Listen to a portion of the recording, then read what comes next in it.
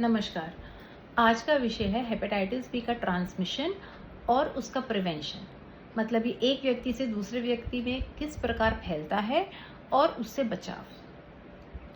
अगर आपने मेरी पिछली वीडियो देखी होगी तो उसमें मैंने बताया कि क्यों इतना आवश्यक है कि हम सब अपना ब्लड टेस्ट कराएं, ये जानने के लिए कि कहीं हम इस वायरस से ग्रसित तो नहीं है। तो आइए आज पार्ट 2 शुरू करते हैं, जिसमें हम बात करेंगे ट्रांसमिशन के बारे में। सबसे पहले तो इसके फैलने के कुछ प्रमुख कारण होते हैं। सबसे इम्पॉर्टेंट कारण है वर्टिकल ट्रांसमिशन, मतलब एक प्रेग्नेंट लेडी से उसके होने वाले शिशु में। अगर एक जो बेबी बॉर्न हुआ है उसमें ये वायरस हो तो ये देखा गया है कि उसकी लाइफ लॉन्ग उसके शरीर में रहने की जो प्रोबेबिलिटी है वो बहुत ही हाई है। क्यों?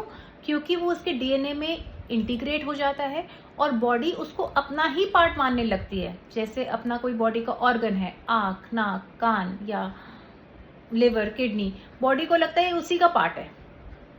तो ये लाइफ लॉन्ग उसकी बॉडी में परसिस्ट करता है एंड इसीलिए जो एंड स्टेज लिवर डिजीज वाली कॉम्प्लिकेशंस हैं वो बहुत ज़्यादा अधिक देखी गई हैं ऐसे केसेस में।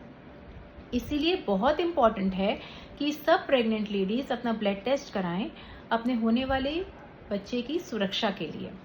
अगर उसका जो वायरल लोड है वो बहुत हाई है तो कभी कभी उसको प्रेगनेंसी में ही दवाई लेनी पड़ती है to prevent the risk of transmission. ऐसे केसेस में बच्चे की vaccination at the time of birth और इम्यूनोग्लोबुलिन एडमिनिस्ट्रेशन भी बहुत इम्पॉर्टेंट हो जाता है। सेकेंड इम्पॉर्टेंट कारण है हॉरिजॉन्टल ट्रांसमिशन। इसके बारे में मैं एक एग्जाम्पल देके आपको बताती हूँ। मान लीजिए घर में 4 बच्चे हैं, उसमें से एक बच्चे को हेपेटाइटिस बी का इन्फेक्शन है। अब उसने एक एप्पल खाया और उसको डेंटल केरीज हैं या उसके मसूड़ों से खून निकल रहा है, तो उसका जो ब्लड है एप्पल पे लग जाएगा।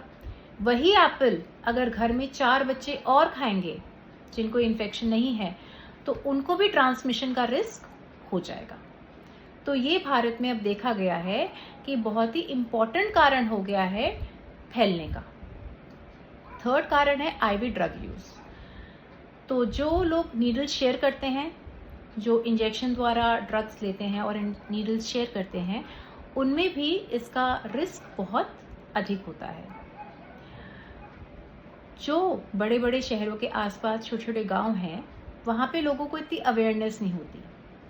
तो मान लीजिए किसी एक व्यक्ति को शरीर में बहुत ज़्यादा दर्द हो रहा है तो वो अपने पास के रजिस्टर्ड मेडिकल प्रैक्टिशनर के पास जाता है और बहुत कॉमनली देखा गया है कि वो प्रैक्टिशनर उसको या तो दर्द के इंजेक्शन लगा देता है या स्टेरॉइड्स के इंजेक्शन लगा देता है।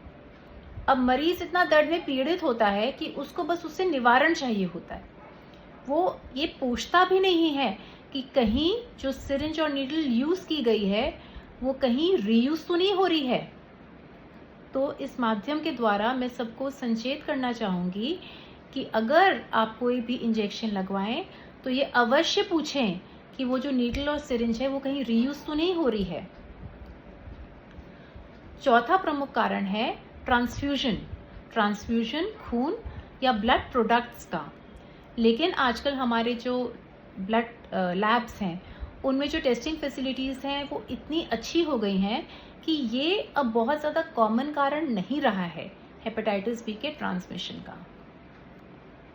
तो ये तो हो गए इसके ट्रांसमिशन के कारण। अब हम आते हैं इसके प्रिवेंशन पे।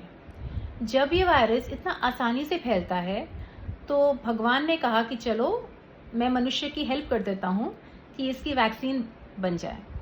इसकी वैक्सीन बहुत ही इफ़ेक्टिव है।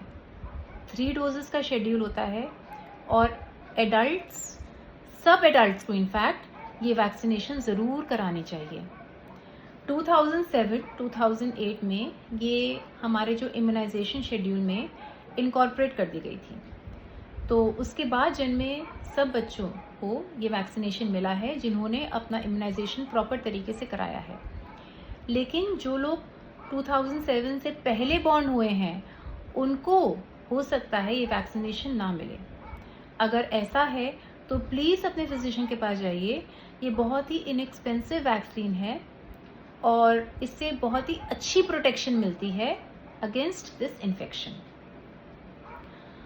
आइडियली तो सबको लेनी चाहिए, बट जो एट रिस्क हैं, जैसे कि हेल्थ केयर वर्कर्स जिनका रेगुलरली डायलिसिस हो रहा है, थैलेसीमिया पेशेंट्स जिनको रेगुलरली ब्लड चढ़ रहा है, देन नर्सेस, ओटी टेक्नीशियंस, इन सब के लिए तो और ज़्यादा इम्पॉर्टेंट है कि वो ये वैक्सीनेशन ले।